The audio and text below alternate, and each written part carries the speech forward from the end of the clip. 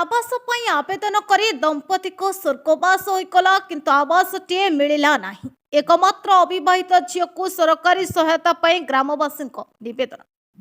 हाँ आज्ञा दर्शक बंधु, घरहीन मानक सरकार आवास योजन आवास देवाई डिनिम पिटुवा जो आवासटीए प्रकृत आवेदनकारी माने विभिन्न समय विभिन्न स्तर में आवास आवेदन करुँच आवास मिलूनी। आवास आवेदन निवेदन कर नयांत होती आरपारी को चली जाऊँच हेले जीवन काल में आवासटीए न पाई बा पक्का घरे रहिबा पाई देखिथिबा स्वप्न स्वप्न रे ही रही जाउछि। जीवन चली जाउछि किंतु आवासटीए पाई पारु नाहंती।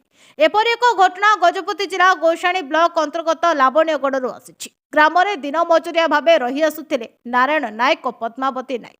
एमानकर एकमात्र 20 वर्ष अविवाहित झील देवी नायक रहिछंती। 3 वर्ष पूर्वे नारायण नायक वियोग होइतिला एबे किछि दिन पूर्वरु पद्मावती नायक मध्य वियोग होइछि। एकोटिया रही जाइछि अविवाहित झीलटी। जीवन जीविका सह संग्राम करुथिबा ई परिवार आवास योजना रे शामिल होई पारि नथिबा समस्तंको आश्चर्य करिछि। कारण प्राथमिकता भितरे सरकार दारिद्र्य सीमारेखा तले थिबा परिवार को झाटीमाटी घरे थिबा परिवार को आवास योजना रे शामिल करि आसुछंती। किंतु बिजु पक्काघर इंदिरा आवास प्रधानमंत्री आवास योजनार नाम परिवर्तन हैला तथापि एमानंकु आवासटीए मिलिला नाही।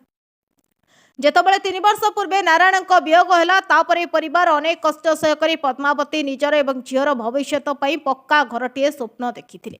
स्वामी को हराई पेटर भोक को मेंटाऊ मेंटाऊ पक्का घर निर्माण स्वप्न पद्मावती स्वप्न रे ही रहीगला।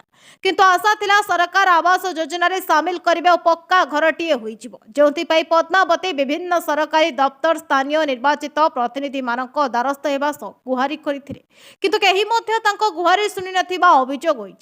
पद्मावती प्राणवायु उड़ीगला सिना से आवास योजना रे शामिल होई परिले नाही। तबे देखिबा बाकी रहा वर्तमान मध्य विलंब हेबा पूर्व सरकार प्रशासन निर्वाचित प्रतिनिधि एही परिवार रो बंची रहितबा एकमात्र सदस्य देवी नायक को आवास योजना रे शामिल करूछंती।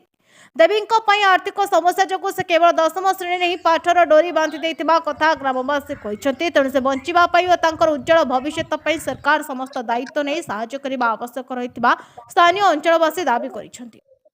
गजपति जिलार भास्कर साईं रिपोर्ट नायोबती।